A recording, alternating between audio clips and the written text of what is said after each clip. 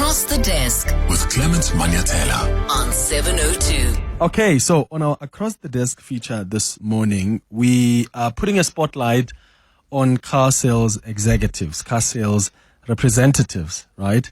And I know that behind every wheel, there's often a story that begins in the showroom. So I want us to put a spotlight today on the people who make that happen, right? Because beyond the polished pitches and the keys that they hand over, their work is layered with a lot of responsibility, a lot of things. They can persuade you. Trust building is very important for them. Sometimes they're navigating targets, but they have to understand your aspirations and what you really want, right?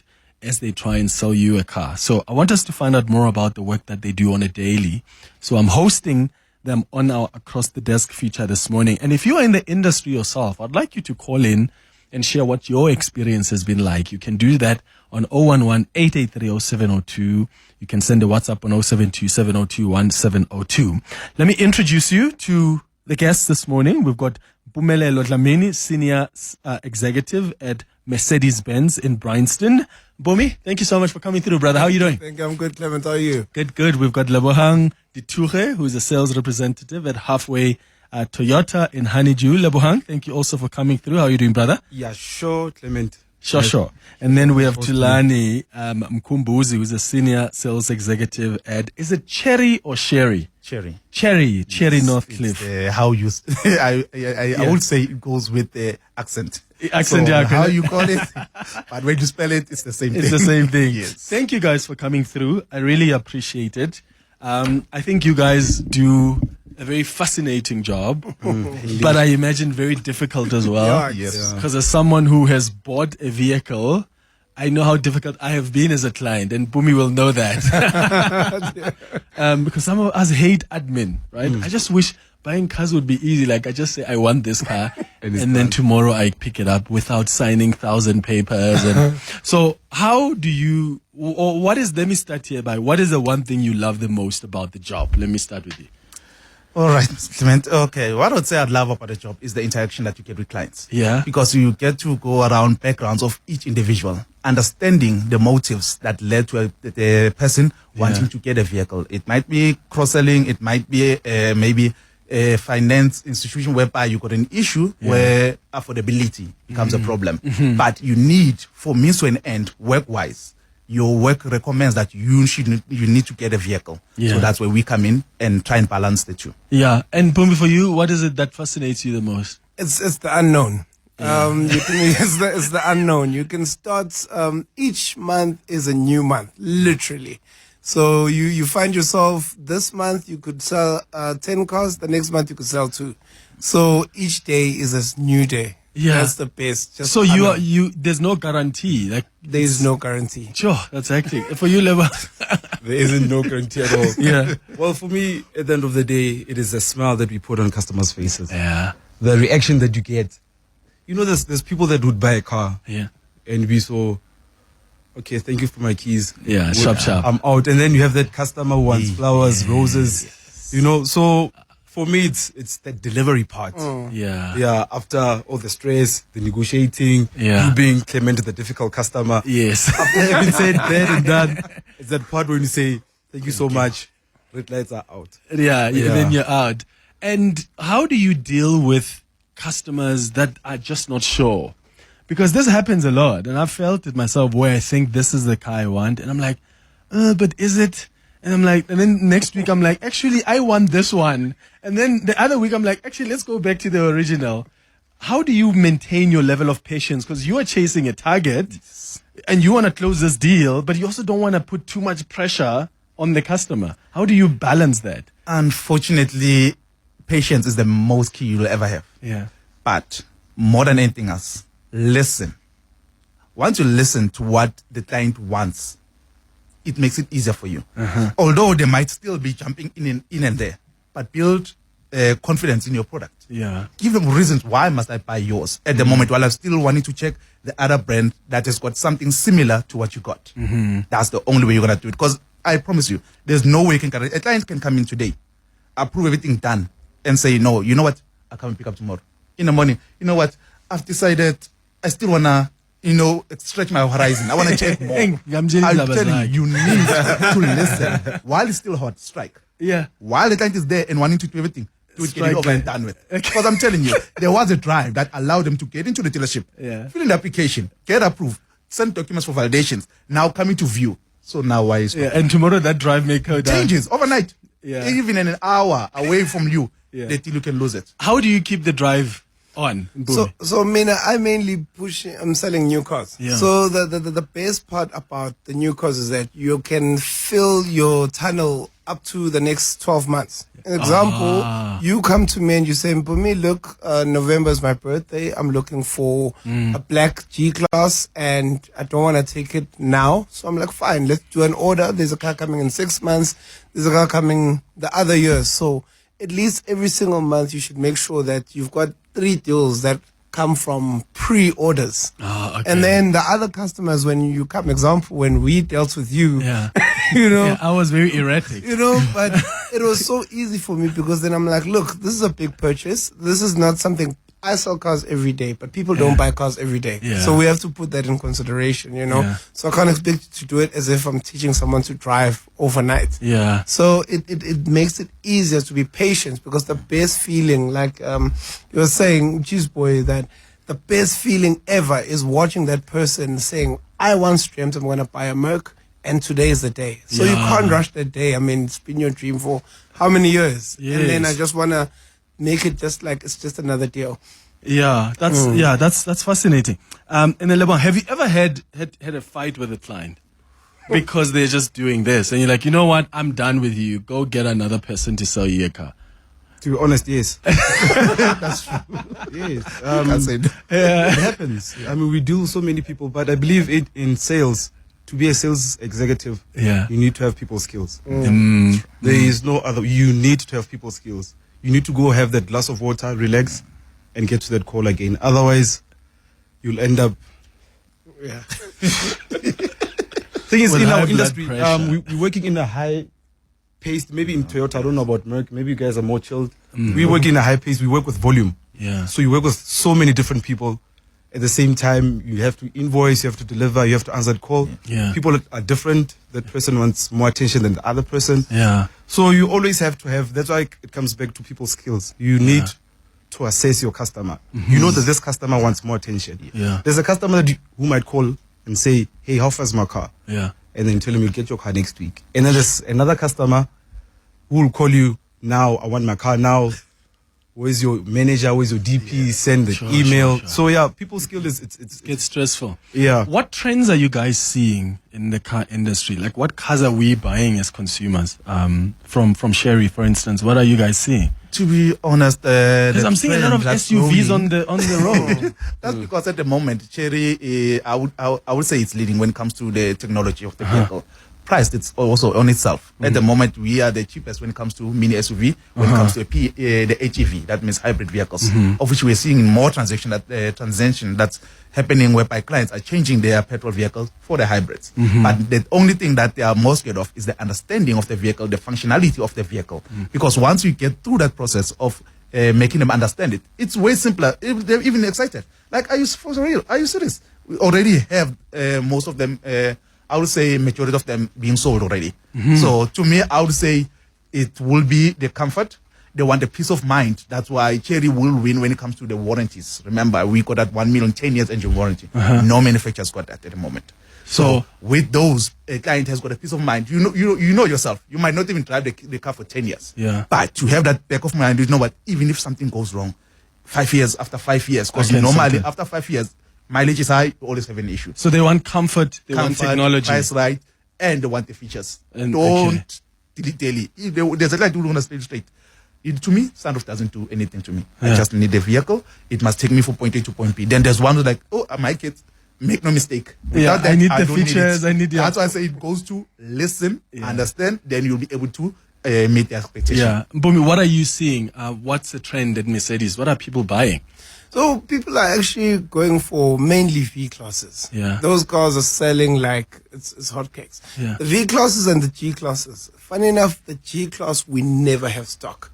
Currently, we are like, if I could get 5 G classes today, I'd literally sell them all today. Jeez. So, I mean, there's a different type of market that we have, you know. So G63 and the V-Class, that's one car. If you go in the country right now, you'd get a person saying, I'm looking for a G63. Sure. And that's the main thing. That's okay. And then trends there, Toyota? Toyota, I'm going to be honest with you. The type of person who buys a Toyota is somebody who's been buying Toyota. You know? Yeah. With Toyota, we, like now with Cherry, people are buying Cherries, your Omodas, Chinese brands. Yeah. Everybody can see. Those cars are everywhere. Everywhere on the road. But I'm telling you, a person who's been driving a Toyota for 20 years, your uncle has been driving one, his friend is driving one. Yeah. Like with Toyota, we, lack of a better word, we unshaken. Yeah. I mean, and it's about trust, right? It's about trust. I know uncles who've been driving Toyotas since I was born. That's all I've seen. And I'm telling you, still want to buy one up until his retirement. Yeah. That's for sure. So that's fascinating because that means the brand has also been able to develop that it's a very strong brand element. Yeah, Toyota is a very strong brand. Okay. I'm going to take a quick ad break. When we come back, I've got some listeners, we've got some questions who are sharing some inputs, joining this conversation. So keep sending your messages on WhatsApp, 0727021702. I'll start with them. You can send a WhatsApp voice note as well. Or give us a call on 011-883-0702. It's 20 minutes after 10. Across the desk With Clement Manyathela. on 702. 24 minutes after 10 o'clock on our Across the Desk feature this morning. I've got people who sell us cars, your sales executives, sales representatives, and we're just finding out more about the work that they do every single day. We've got Mpumi from Mercedes-Benz Bryanston, Lebohang from Halfway, Toyota Honeydew, and Thulani from Cherry Northcliffe. And I want to take your calls on 011-883-0702. If there's a question you've always wanted to ask sales executives, please keep it coming on 072 as well, 072-702-1702, which is our WhatsApp line. Let's start there. Good morning, Clement. I just want to pose a question to the guy of Mercedes. I see most of your dealers here in Gauteng or Pretoria specifically, especially Montana and others. There's this brand of MG cars. Are they related with Mercedes or are they just sharing space? Or because, you know, sometimes when we like Audi and VW, Range Rover and Land Rover, those kind of relations. So I just want to confirm the MG car. I don't know the full name of the car, but the MG car, is it related with Mercedes or what? Thank you, JT from Soshanguve. Thank you, JT. What are those? So most of those dealers are just mainly sharing space.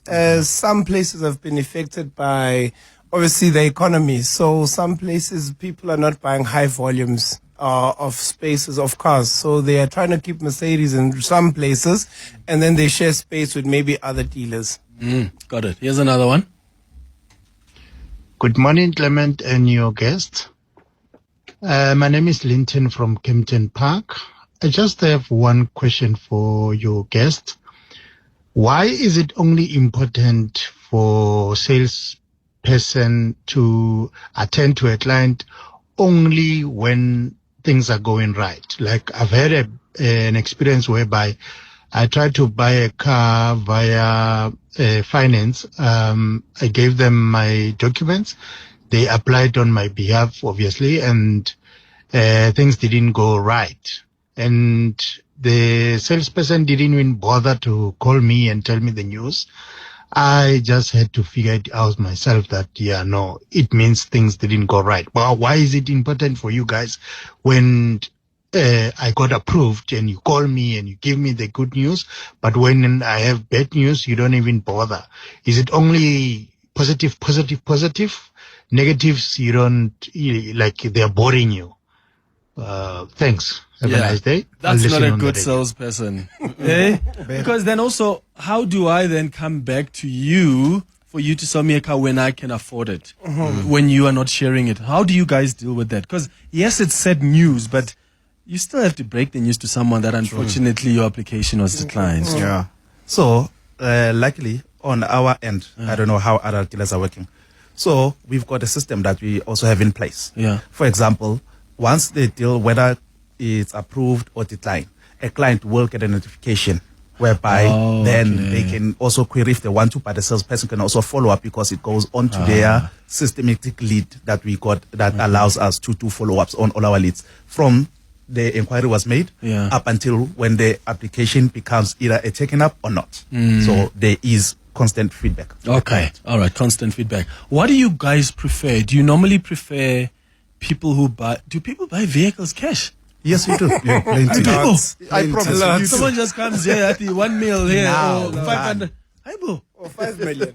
What? I'm telling you, if his bank allows for the length of amount that he wants to pay them on the spot, it's done. Okay, what works then for you guys, like in terms of, because you also have to get a commission. Do you get a better commission when it's in cash or when it's finance? Finance. No, it's finance. You Some can add a money in cash is what just finance it. No, you do take it, but hey, finance is better because there's certain products you get to sell also. You know, there's a lot of people who believe, brother, I'm doing you a favor, I'm buying it cash. Yeah. And you're like, Cash is king. no, Yeah. yes, you're doing Smart cash, anymore. but there's certain products that I can't give you. Yeah. You know, so I'm sharing more with the banks than Yeah. Oh, you're sharing your finance there, then we're good to go. Mo, you calling us from Boxburg. Good morning.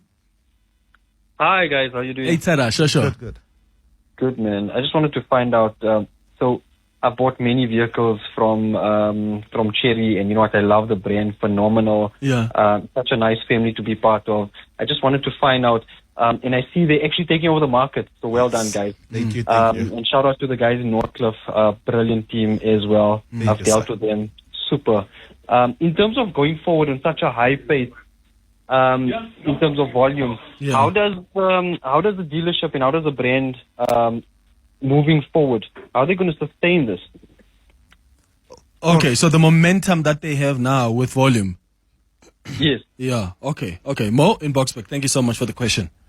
So, in regards to the momentum, like I was speaking to my esteemed colleagues outside, the brand itself is growing exponentially. So it's going high. So as a result, remember, as vehicles and other brands also, the amount of vehicles that are on the roads will also be in line with the amount of people who are also working. So that means as more people retire, more people are getting new employment. So people like how they are changing vehicles coming to the Cherry brand due to the comfort, price, and features of the vehicle.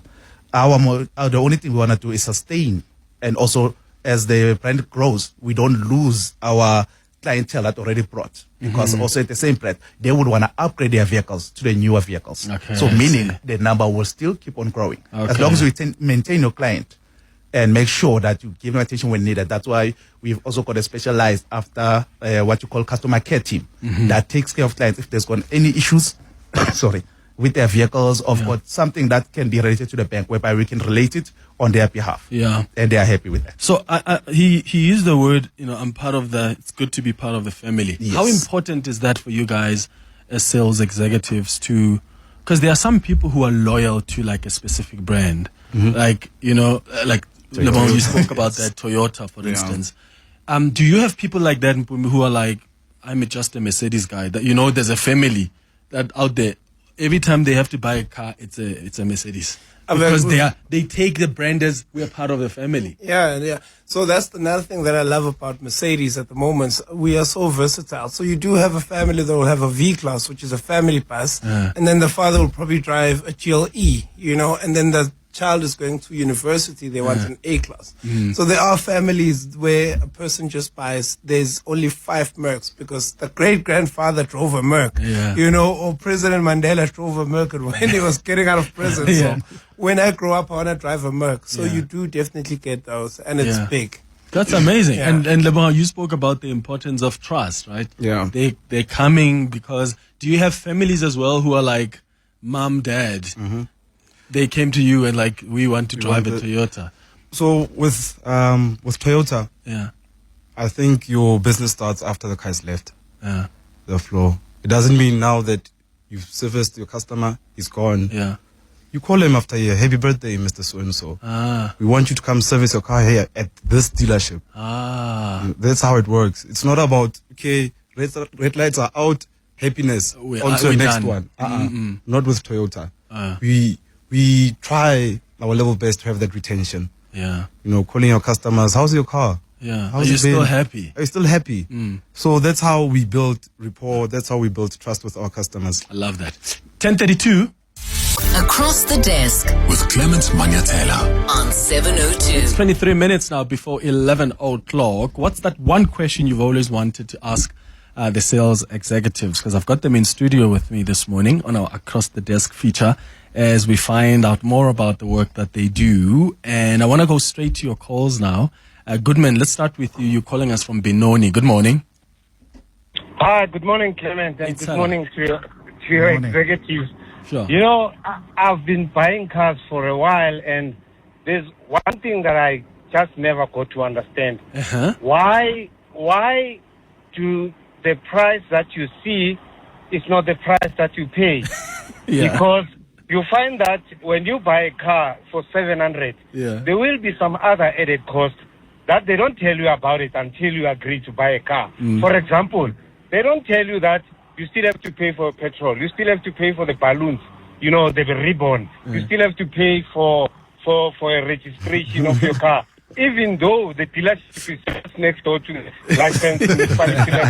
I find this very, very strange. I went to a dealership the other day, and this guy said, no, but good man, you must understand that we have to make money as well. So all these little costs, they add to our commission. I mean, they spend, then I asked, because they were charging me 6,000 for preparation and delivery fees and all those kinds. Then I said, you know what, guys, when you buy a TV, you don't get paid. You don't get paid for a TV to make them sure that the TV is working. Yeah. They give you a working product.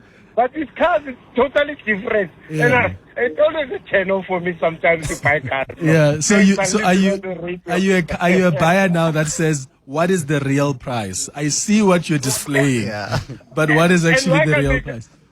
Why can't they just include the whole cost into the price? Because then you think it's expensive, good man. Then you want to go, 800,000, you know? So they need to catch you as you're still excited. Do you guys present the different prices? Or you use the one price to attract? Because, I mean, there's this thing where when you see something is like this amount, you're like, oh, I can get that. By the time you come in and you see it's like 80,000 more, but for some reason you think, it's not bad, you know, when you add it into the bigger number. Well, on my side, most of my customers want quotations. Yeah. Oh, okay. I think also customers have changed. I don't know if you guys seen it. Yeah. Customers, before they call in or they inquire, already they know what's happening on the internet. They check it out. They call you, Cheese Boy, send me a quotation on this car. Yes. You know, Cheese Boy, how much is my installment? Send me that breakdown. Yeah. To avoid what surprises when they get to a dealership. Yeah, so it has changed on my side. I don't know about you guys. Yeah. But customers want. Okay, so so customers know more now, hey? Yeah, Customers they are know knowledgeable more now. now. Like, yeah, so they come knowing. Yeah. Yeah. Ngeke ubadlale. Clement. That's when it comes to the double shake. A client can come through to you and still say, hey, ngisafuna ukudlala dlala. Yeah. Due to such things. But if everything is brought up front, you eliminate indaba with, hey, ndoda ngathi zakho ziyabiza kakhulu. But that's why at the end of the day, you always say, there's still left a room for negotiation. So that means whatever you saw, and they saw, T's and C's apply with the star. That's why first thing most times I'm getting that call, you say, but I see there's T's and C's. What are those T's and C's? Yeah. That's when you break it down and say, but you can still come through, test drive. Yeah. Then we can sit down and have a look. That weekend, yeah. Yes. Okay, let's go to some WhatsApps. 072-702-1702. Clemson, just please ask the Mercedes-Benz guy as to the G-Wagon. Like, there's a rumor saying that now it has been discontinued. How true is that? And how much does it go for? And what kind of client actually buys that car? So I know that it's high-end clients, but what kind of high-end client is it? Yeah. Thanks. Great show, bye. Discontinued or just shortage? I think it's a rumor. There's a lot of people who are just chasing clout with Mercedes cars. So that has not been on any official. I mean, G-Wagon is the highest selling car in the world. Yeah. You know, so I don't think we've not heard any news like that. I know currently that our order books are closed because production, there's so many people who want that car. Yeah, but what makes it so attractive? So a G-Wagon, I'd classify it as a car where you're saying, if you've been doing business or anything, it's a car to say, congratulations, I've done well for all my work and dedication to myself. Yeah. So if you've been building a business or you've been a person who's been taking your family to the next chapter of a generation, you know, a G-Wagon is that significant car that you're saying, you know what, I've done well, I'll leave all this money for my kids, or I'll leave you guys with all this wealth. Let me actually buy myself something to signify or to show what I've done for myself. Okay. So G-Wagon is not a car that you buy for like, I want boot space or I want this. No. And you hardly see 5 people inside a G-Wagon. Yeah. It's always one person. Just one person. Yeah. Hello, Clement. Just a question to your guest. I once bought a car. I was a first-time buyer, and then I think I made a horrible deal. I just want to ask, like, what is it that the salespeople are doing to educate the new buyers, meaning the ability to negotiate? Because by then I was just excited of buying my new Golf. And then I want to agree with your previous caller there that says for you to be a salesperson, you must have people skills. Yeah, I met a horrible sales executive that I eventually moved to another dealer because of his personality. I think he was just chasing sales instead of making my sale. Yeah, but back to the question, what education are you giving to new buyers? Thank you. Do you guys deal a lot with new buyers with the different brands? Or it's mostly people who are buying their second, third car? And if you deal with new buyers, I suppose the question is, do you deal with them differently knowing that they don't really understand? Because I mean, when I bought my first car myself, I was just excited. I didn't care about the T's and C's. All the happens to most. Yeah. So how do you guys deal with that? So, and do you deal a lot with new buyers? With new buyers. So on my side, it's simpler because I deal with both, but mostly it's new buyers. Okay. So on the new buyer end, whereby with the current information always being out there, we're getting clients that before they even come to the floor, before you even say a word, they already know what they're coming to look for, what spec comes with it, and what kilowatt, all those nitty-bitty things. And also remember, the only thing that becomes something that they normally dwell into mostly will be the installment part. So how do you guys get to this installment? Because I see you all can advertise a vehicle for 100,000, but I can pay around 4,000 installment. Yeah. That's where now the knowledge needs to be implemented. That's where we got a finance team that's also on the floor, whereby for such financial parties, they come in to give a brief breakdown to the client on how it goes about. Okay, this is how it's going to So affect you need to go to the vehicle, go to the client, make them understand, and also how the finance also goes. For you, Mpum. Yeah, no, we do deal with new people, but I always say it's up to us to educate the people. You know, sometimes I'd find a person who comes in and says, "Look, Mpumi, I'd like to buy a car for 6,000 rand," and I always tell everyone that every single person is your customer, even if they're not affording at that very time. Because that very person wants to spend 6,000. Maybe their pastor or their grandfather wants to buy a car in retirement. So you treat everyone accordingly, you know, whether they can afford it at this moment or just because of how you treated them. I've gotten that a lot where a person's like, you know what, I can't buy a car from you. Actually, I know someone who does, you know, just because of how. So you educate the person, and just because they want a dream now, don't shut people's dreams because they can't afford it at this moment. Yeah. So we do tag people, come in, sit down, feel the car, know how you feel in 5 years' time or 10 years' time. Yeah. Go dream. Go dream. Go come and dream. Lebohang, you do a lot of new or the guys that are returning and with us it's like 50-50 because we've got so many different cars. Like your Starlets, your Vids, your Corolla Crosses, most of those people are new buyers. It's seldom you find somebody saying, this is my new car, my first car, and being like a Fortune or Hilux. Those are your repeat customers. Person who's been buying cars for years. There you find them on your Land Cruiser 300s, your pickups.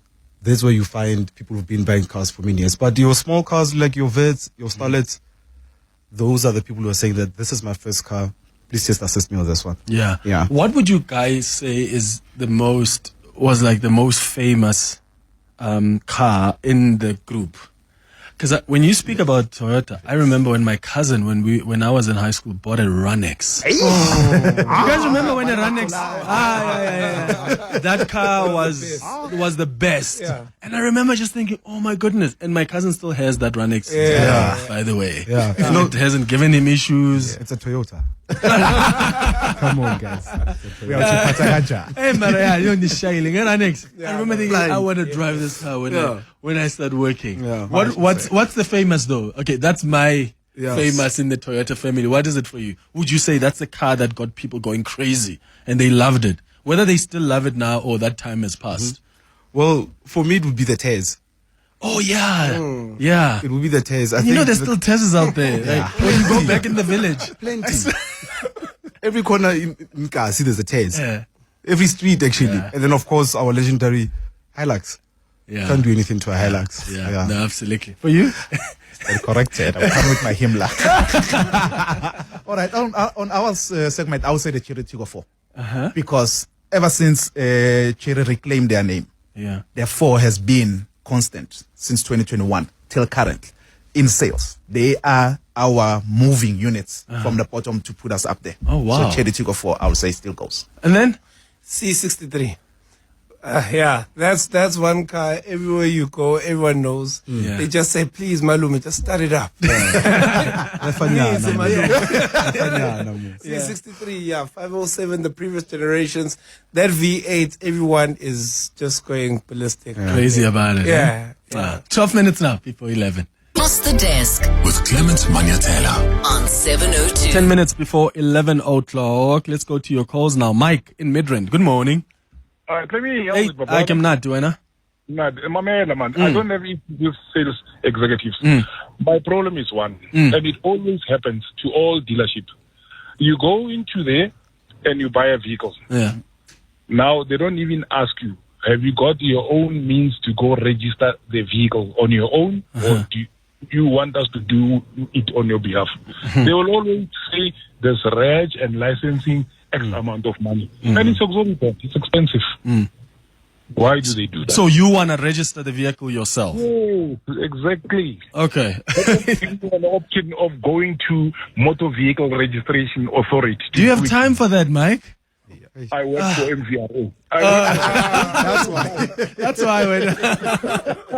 Those who don't have time, they can go that route. Not all of us are. Yeah, not all of us are like you and working for that, Mike. Mike and Midrand, thank you for that. Yeah. Why do you guys do that? Register for us.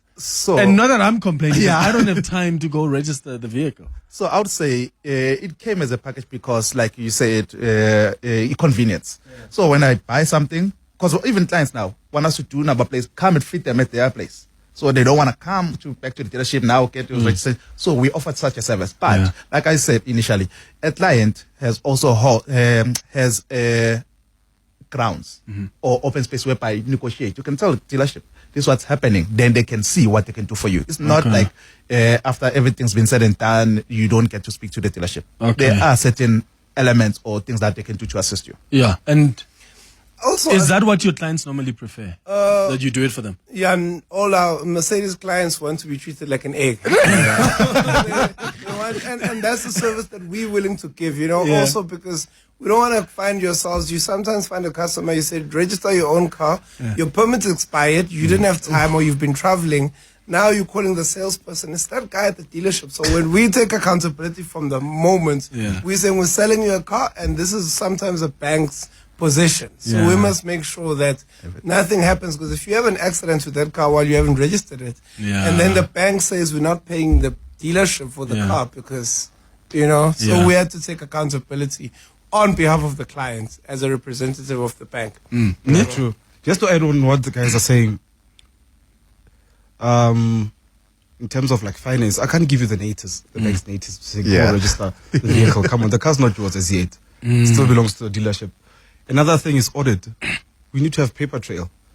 So if I'm going to put all my trust into the customer, and then customer says, I've registered the car, but I'm not going to give you the disc. And then just to avoid that back and forth.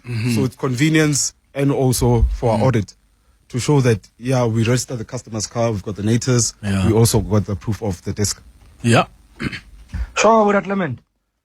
Can you ask your salesman, your sales executives there, if I am to buy a 1 million rand car and they say I must come and test drive, how is taking me for 1 kilometer drive? If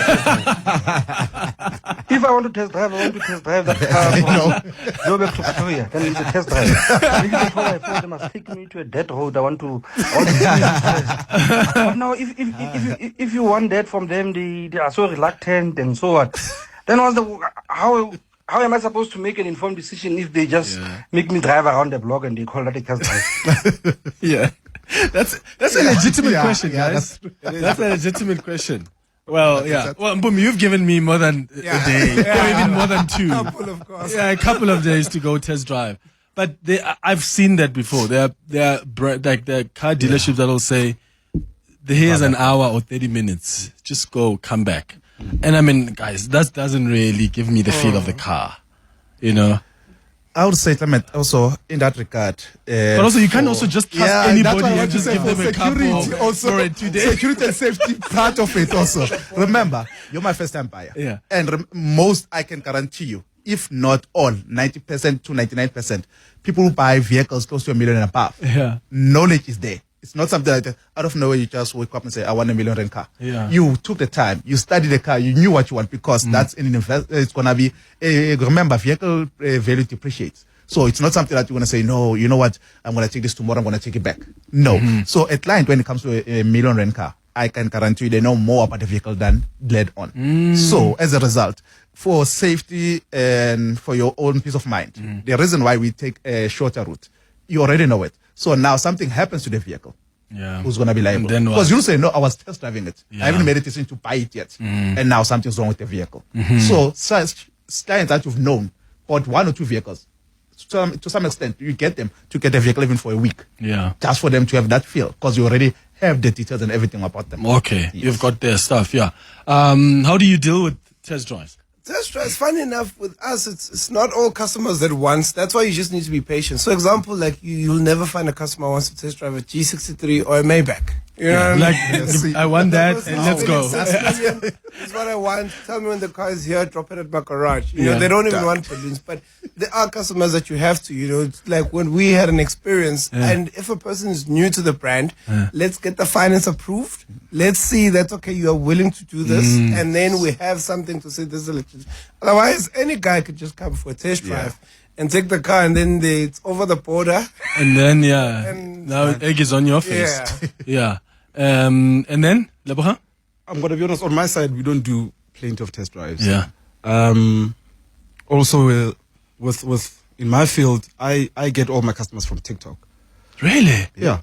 All, not some, not one, all. How do you do that? Cheeseball halfway, you find me on TikTok. On TikTok, do you post cars? And yes. Oh, wow. Also, is it mostly young? So your customers are mostly young? No. What? Not at all. They talk to their parents. There's a pastor on TikTok. Yeah.